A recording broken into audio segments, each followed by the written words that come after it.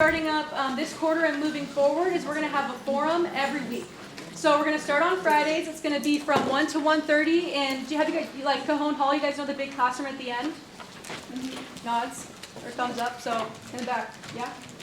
Okay, yeah. So I don't know the specific room number, but you guys know like the big room at the end. So we'll have a couple of cabinet members hanging out in there. If you guys have questions for us, we can answer those questions for you.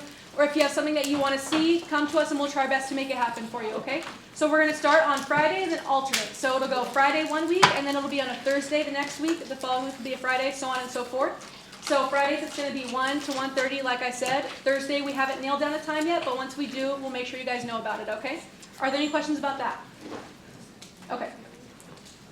There's a big event coming up, January 22nd and 23rd. It's the I Sympathize event, and we really need a lot of volunteers. We need 20 volunteers for each day, and it would really help out if you guys could sign up and join us. We're hosting the event, so it really falls down on the name of the honors program. It would really help out if you guys sign up. Also, there's the walk we're doing to support the month of human trafficking. So if you also want to sign up for that, if you're not available, Tuesday or Wednesday. To top it off, MobileServe. A lot of people have not signed up for MobileServe, and it's become a thing where if you don't sign up and you don't know how to work it, when it's too late or if something goes wrong, I won't be able to help you if it's too close to the deadline. So please sign up. My office hours are from every Friday from 12 to 2 p.m. So if you have any questions, please feel free to contact me. Also, be on the lookout for emails I'm going to be sending for events and such.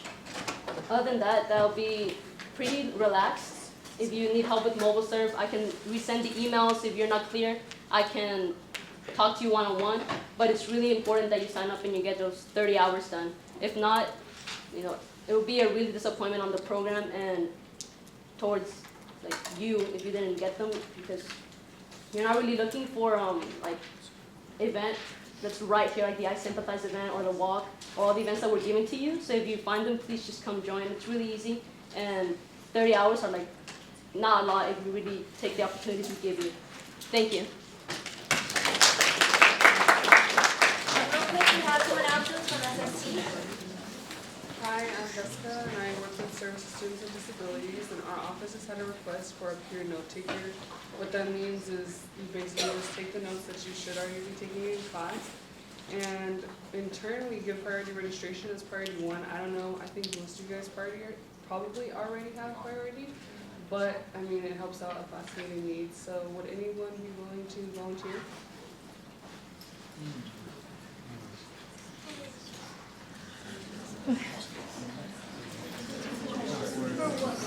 It'll just be for this class, just for this course, and that's it.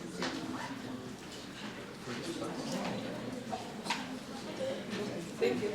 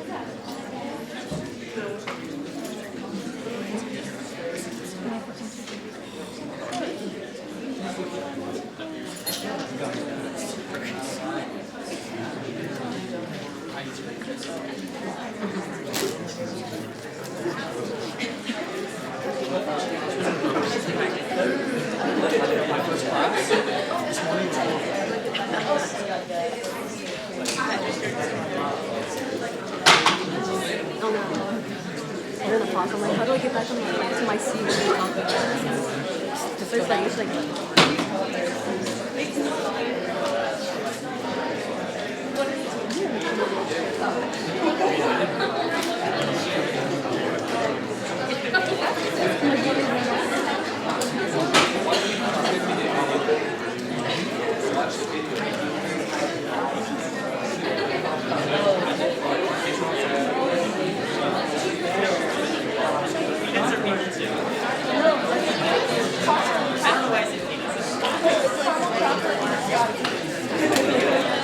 Somebody else help us.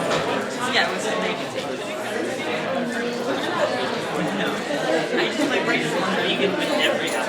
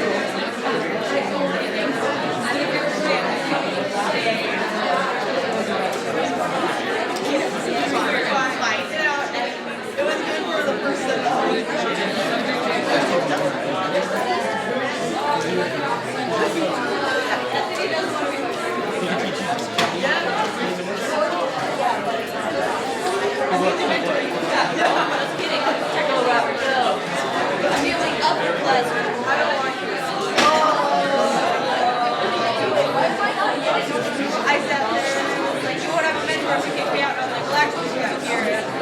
But she's not enough for class. That one here. It's the hair. Like, it's the hair of the shirt. I know. I thought it would feel like it's really awesome.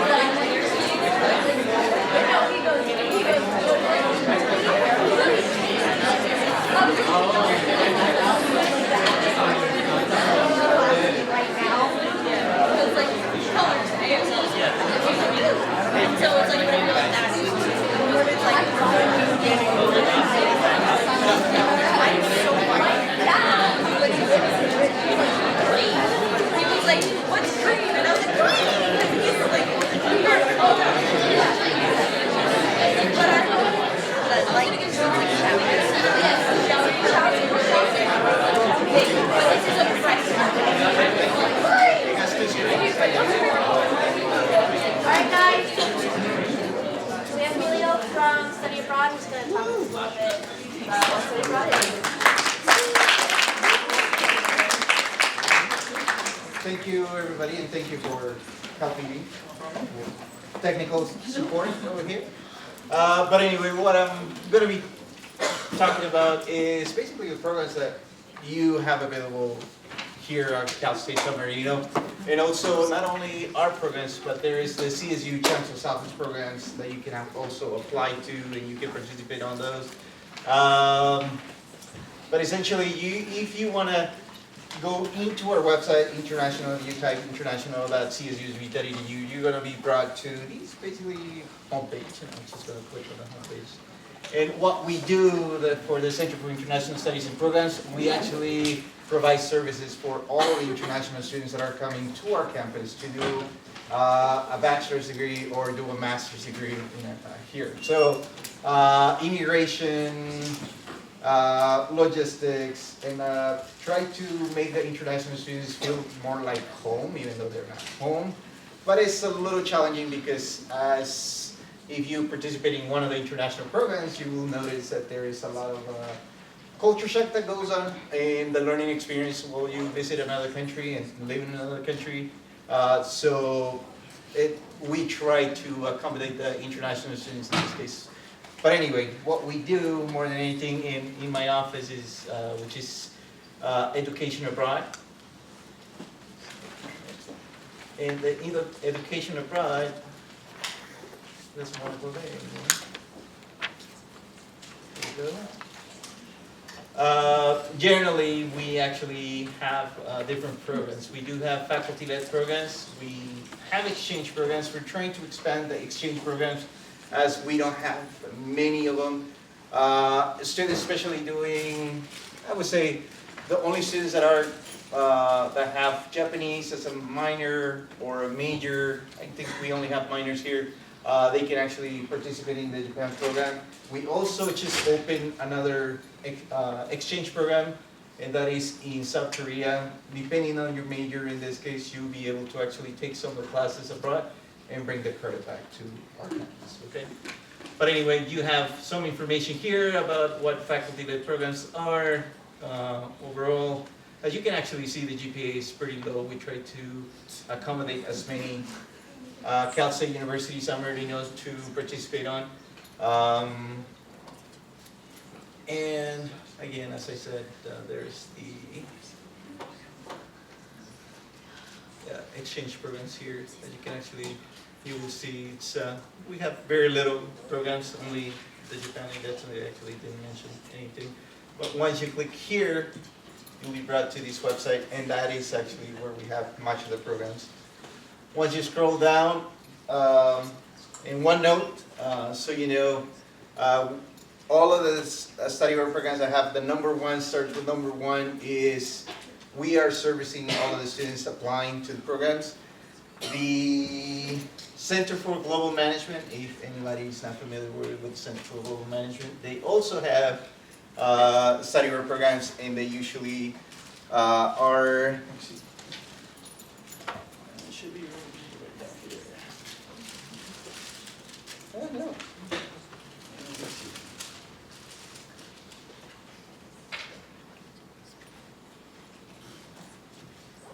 A little further down.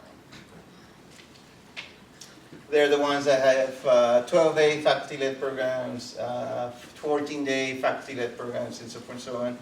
Usually the programs that we service or we give to our programs, to say the least, usually are 3 weeks to 4 weeks, and the longest is actually 7 weeks. Okay, that gives you a possibility to apply for the Gilman Scholarship. If anybody doesn't know anything about the Gilman Scholarship, they give you, it's all based on the need of the student, and they give you up to $5,000 of scholarship. If you're going to, per se, Asia, or you're focusing in an Asian country, Japan, South Korea, China, Taiwan, there's another scholarship that you can apply for, and that is the Asian Freeman Scholarship, and they give you, if you go for a semester or an exchange program that is about 5 months, or if you go for a whole year, they can give you up to $8,000.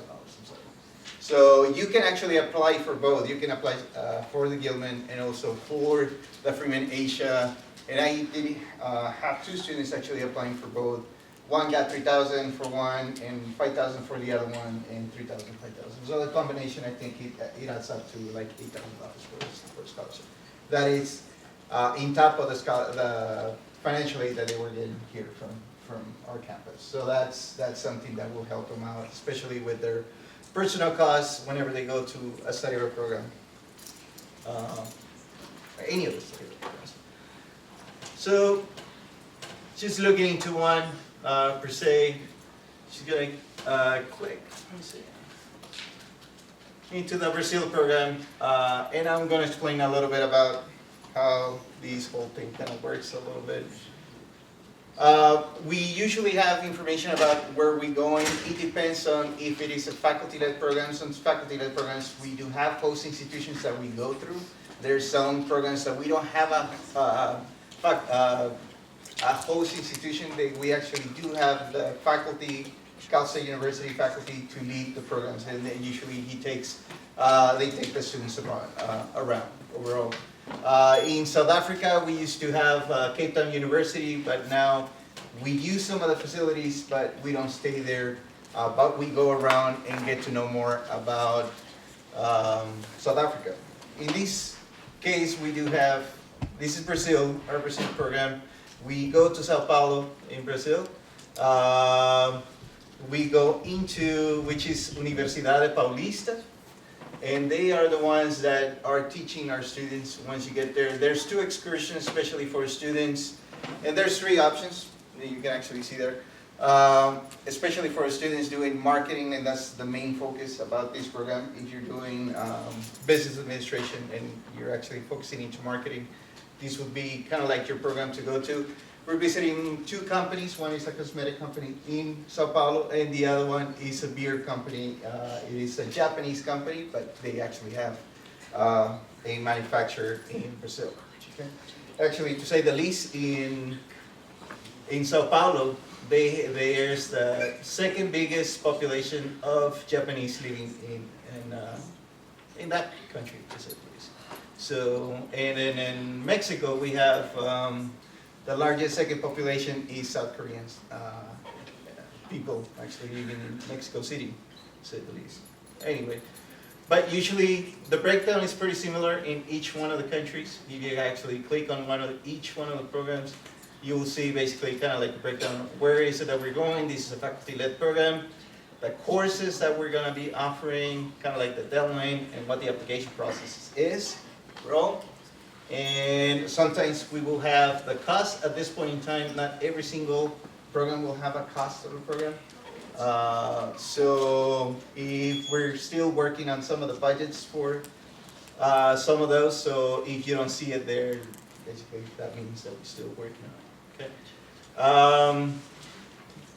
Some of the programs might offer, which is capstone classes. Some of the programs will offer kind of like GEs, and then if your focus is geography or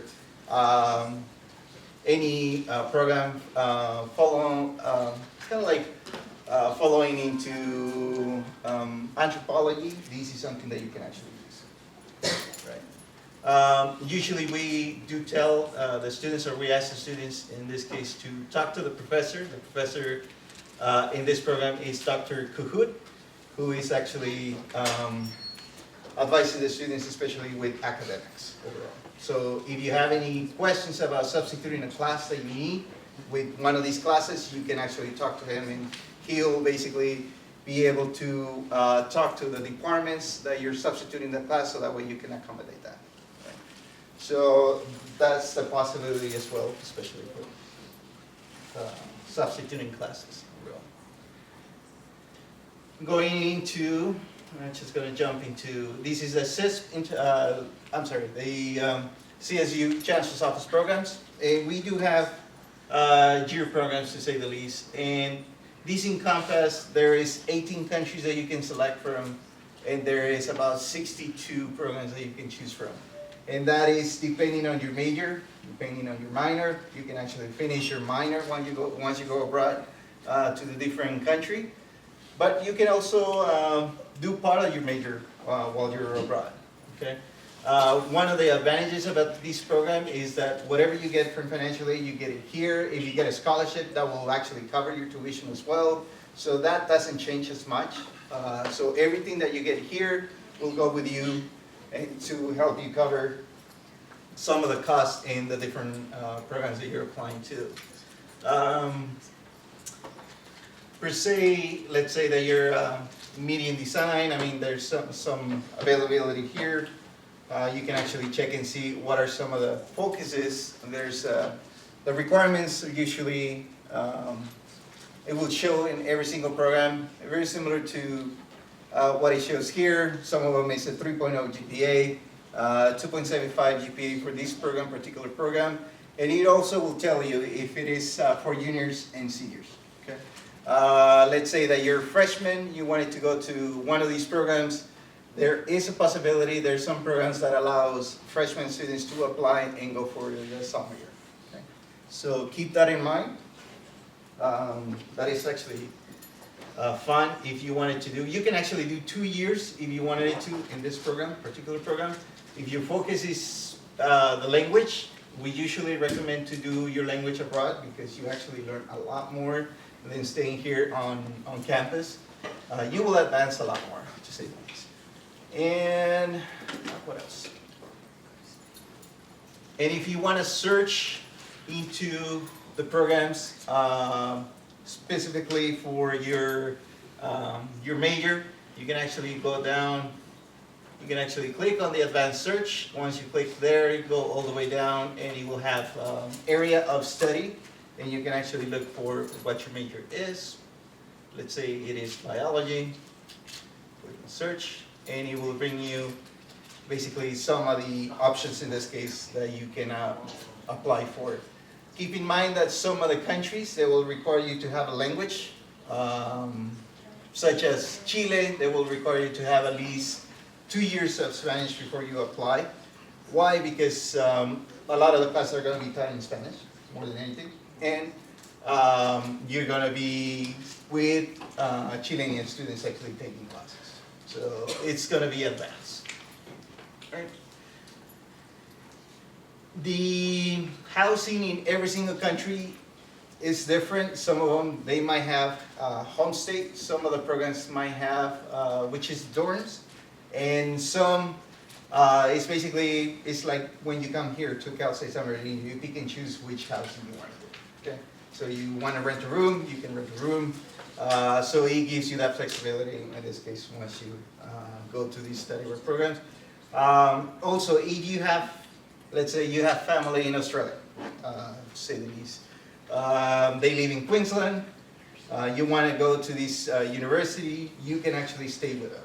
That way you save a lot of money, especially when you're paying for your rent. Again, the one thing that financial aid is going to do is try to accommodate as much as what the cost of every single program. They pay up to, it could be up to 75% of the program cost, more than anything. But if you have scholarships, that will help you with the rest, and that's something that it is possible. In some of these programs, you'll be able to actually work part-time as well. So let's say you go to Australia, usually the minimum wage is about 20 bucks an hour, so it's pretty good. So, and then some of these programs too, because you're doing part-time or you're working there, it will kind of give you another perspective. At the same time, if you have an opportunity to do an internship later on, or once you finish up your major here, if there's an opportunity to go to Australia because you met somebody in Australia, then you can go back to Australia and do whatever you want. Okay. That opens up not only what you have here in the United States, but that will also have opportunities abroad in other countries that you're actually going to. So keep that in mind. I know I have some students that went to this particular program and either they went back after they graduated from Cal State San Bernardino, and they went either to do a master's in Europe. I had one student, well, a few students actually doing masters in Europe. There is also some other students meeting their significant other abroad, so they actually live in those countries too. One staying in France, there's other ones staying in different parts of the world. So that happens when you go abroad, especially for a whole year. So again, there's plenty of possibilities, to say the least. But it all depends on what you want to do. There is STEM programs in some of these, in some of those international programs. If you're math major, if you're physics or computer science, you might be able to do some of those classes abroad, and you can actually gain the credits to bring them back. Now, you participate specifically to this program. Your credit is like a residential credit, so it's not like an international credit. So it's like you stay here in Cal State San Bernardino. So whenever you're doing a master's, you don't need their transcript to show that you actually took credits. You only need the Cal State San Bernardino transcript in this case. Okay. All right. I know I talk a lot, but anyway. Any questions? Anybody at this point in time? Everybody's bored. Huh? Yeah. So I really do want to study abroad, but I just think it would be financially better for me to do it not until summer 2020. I'm just curious, like, how similar do you think the same programs will be for that, like, next year? Much of the programs, we might probably expand a little, especially the summer programs, the video summer programs. But much of the year programs are going to be the same. We try to keep all the summer programs the same, so hopefully, like I said, we actually expand a little bit further and have more opportunities. We actually are trying to also contract with what they call a third-party provider. And what that does is actually provide the students a possibility, and I'm just gonna kind of like open another window here. And that way you can actually see what I mean. We're trying to partner with what they call USAC. And what that does is actually brings a possibility for students to apply for semester programs, and also, is that the one? No, I think I clicked on the wrong one. Let's see. Study abroad, here it is. So that will give you a possibility to apply to some of these programs. They have semester programs, they will have year programs, they will also will have only summer programs. So that might open those possibilities. And we're looking to contract with them hopefully by the end of this year. So not only the programs that you'll see in our website, but also the programs that you have here, you might be able to apply as well. So we're trying to extend that. Right? All right. Any other questions, anybody? Before I bore you with the video? Yeah? Just to have a specific question, are there any programs located in Ukraine? In Ukraine, at this point in time, no. No, not in Ukraine. We're getting close to Ukraine. We're actually going to the Czech Republic this summer. So if, let's say, you go to this program in the Czech Republic, or it's from September 1st to the 15th, Okay. you can actually stay longer if you want to travel around and go to Ukraine or go to other places. You can actually go. Thank you. Yeah.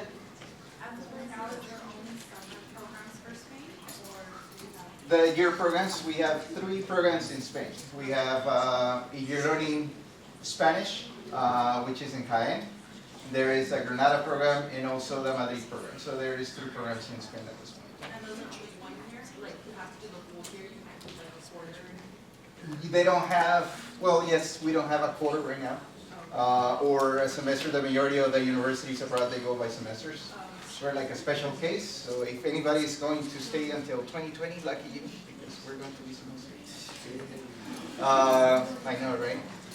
Well, the advantage about a semester is I think you see more material than you see in a quarter system, so you actually learn a little bit more than what you do.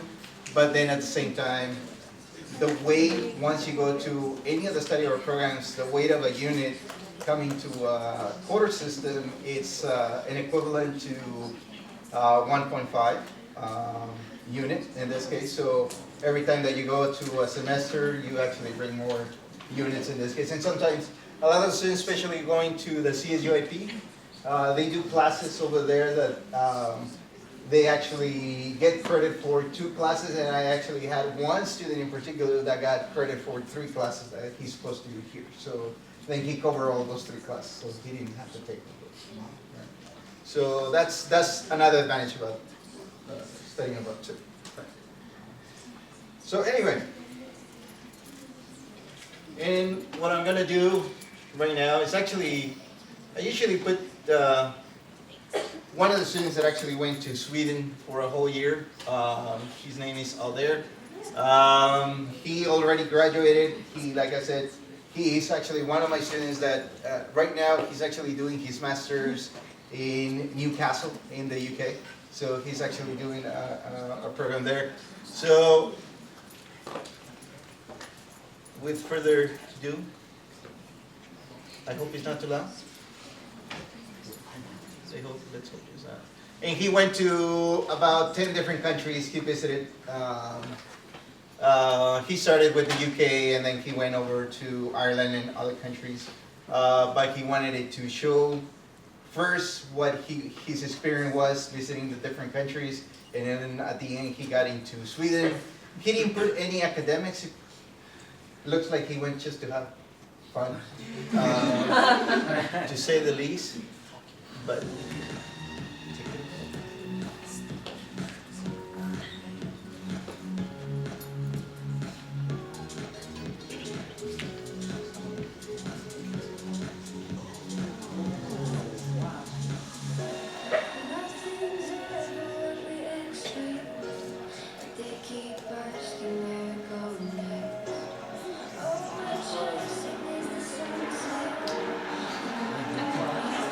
that's in the UK, right?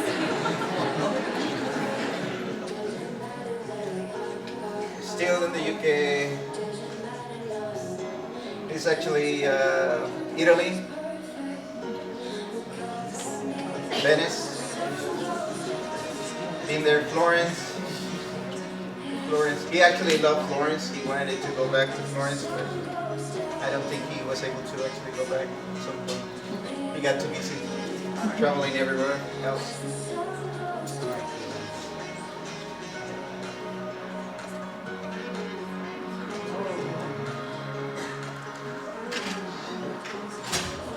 Amsterdam.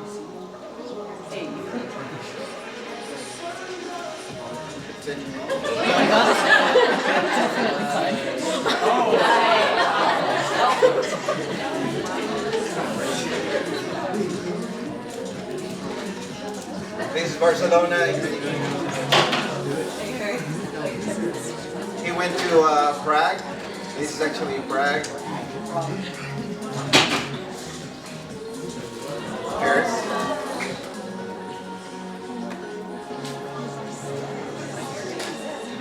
And finally he got to Sweden at some point.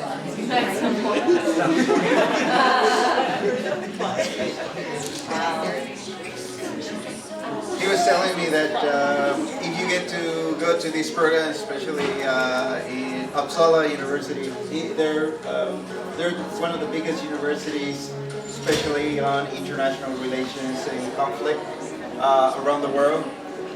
But usually the welcome for all students is like it takes about a week to welcome everybody. And that is with this kind of welcome in a way. And food and you get to know a little bit more about the student life in Sweden. And this is what they call a Champagne Fest. It goes for 5 days too.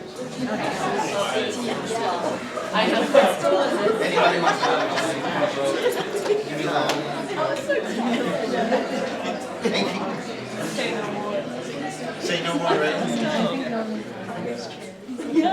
And so one of the things about in this particular university in Uppsala, he mentioned that they have different, of course you have the different departments, right? You have psychology, you have sociology, you have the business, you have these different departments, or colleges, but they actually compete amongst each other, not only academically, but they also do other like physical competitions, which is fun. I think they have a way of kind of like a typical type of outfit that every single one carries around. So if you belong to this department, you dress this way.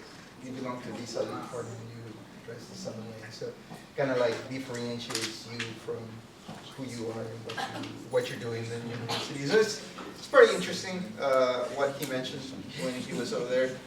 But again, it seems to be that everybody just went to have fun. I mean, he went to have fun when he went to study our program. And I'm just going to bore you with the last one. Sure it's the last one? I promise it's the last one. Let me see if I can find it. Brian. And this is a summer program that we have in Jamaica. Usually the Dean for Social Behavioral Sciences actually goes with all of you. Again, it seems to be that the students went to have fun. Went on a vacation trip to the Caribbean. And that's basically what it shows here. But trust me, they didn't went to study and did community service too. But she doesn't show anything. And this is actually part of your neighborhood. Funny thing is that you're taking a class maybe like outside the room, and then the beach is actually right in front of you. This building. So you just basically fun. Literally. How long is the program? Okay.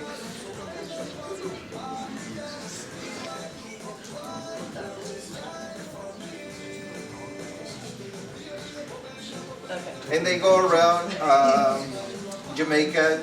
Typically, there's a lot of things that you're going to be exposed to, especially, of course, race and racism in a way. And some of the routes that some of the kind of like slaves had to take, in this case for freedom within the island, so they will show you kind of like some of the things that they did and what they did to survive and so forth and so on. And I can tell you, this thing is amazing when you do snorkeling, because the camera doesn't show it, but it's very clear down. You can actually see the fish down there. There's stingrays down there too, so it's beautiful.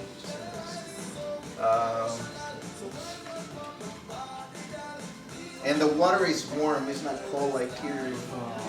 It's nice and warm. You jump in, I jump in at like 7 o'clock in the morning. And it was nice and warm, and I was like, I can stay here for yeah.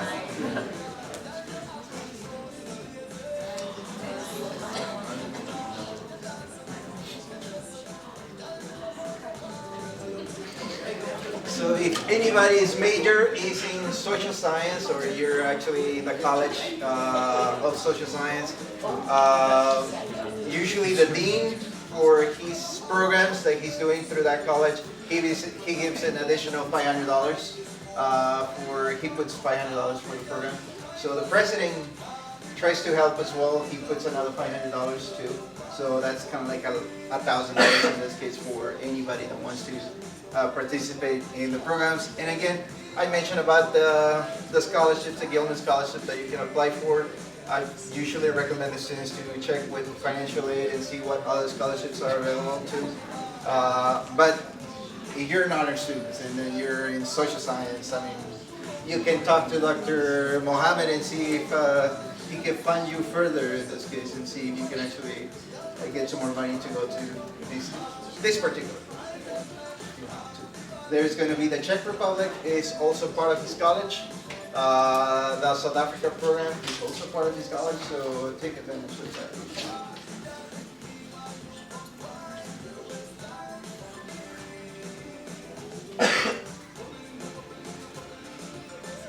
And they told me they went to study, you see? They were lying to me the whole time. Yeah, I see. Other shit.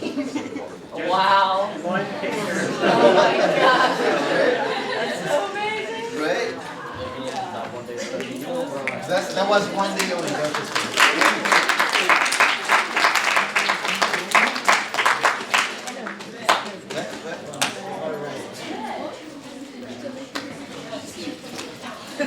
Anybody has any further questions? Anything else that you want to ask? But anyway, if you're interested, even just to ask questions, that doesn't mean that you're going to any of these study abroad programs. You can actually come to the College of Education, room 356 in this building. And then you can actually look into the different programs that we have. We can give you further information. If we have, like I said, the budget, we can give you the budget. We can give you, again, more detailed information about the program overall.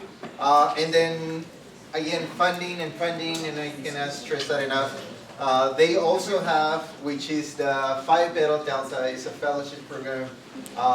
Since you are our student, pretty much you'll be able to apply to some of the scholarships that they will have also for study abroad programs. So there is a possibility as well to apply for $500 and up to $1,000, maybe $700, for, again, to participate in the program. So take advantage. I would say take advantage. And next time I will see hopefully your video in Jamaica. Yeah, there you go. More pictures of Sunny. But I'm looking forward for the Ensenada pictures, and I know she's going to bring me some Ensenada pictures. There you go. And then Peru as well, right? Yeah. So also the Office of Community Engagement is actually taking the students to Ensenada this coming spring. I think it's a $350 fee, but that is for 4 days. Everything is already included. All the excursions and everything is included. So if you want to participate, spring break again, you should be able to contact them. And then we will have another community service program that is going to Peru in the summer. So if you're interested in going in Peru, visiting Machu Picchu, take advantage about that program as well. Do you know if there's a deadline for applying to the summer programs this coming summer? Deadline is different for every single, well, just for one program actually in the summer, but it's around the beginning of April, I would say. Like the first week of April will be like the deadline to apply for all of the cities. With the exception of the Humanities London program, the Dr. Owen and Dr. Lyon actually head, they're the leads for that program. The deadline is March 15th, so it's a little bit early. But I can tell you that the majority of, like the Gilman Scholarship in this case, the deadline is actually March 5th, so it's coming sooner. So I do recommend the students to start looking into that. So, thank you for the question. All right, everybody's excited? Everybody's ready to go to study our program? Myself, I could go. But anyway, again, thank you so much, appreciate the time.